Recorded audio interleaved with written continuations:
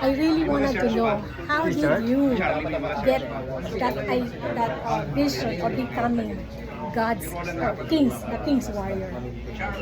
I pray for almost 4 months for that nickname. So, hindi lang ako, but marami pong mga may mga ano po, may mga pastors na nagtitray about that.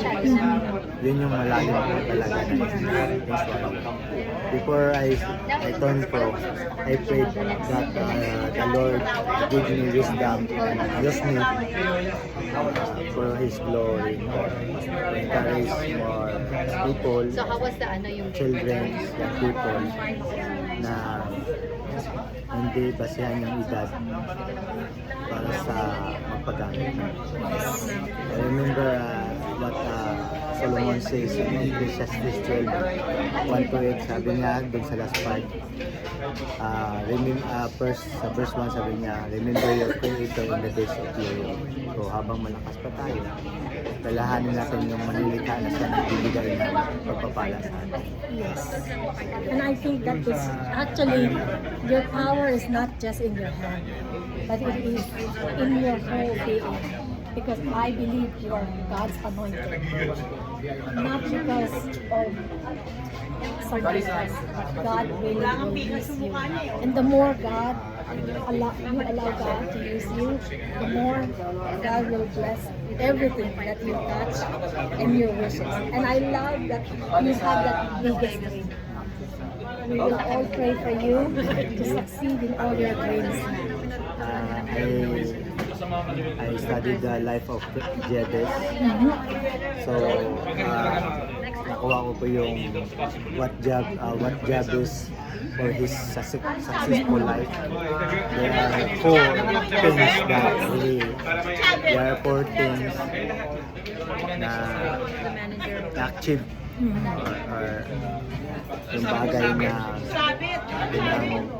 hawakan ni Jabez.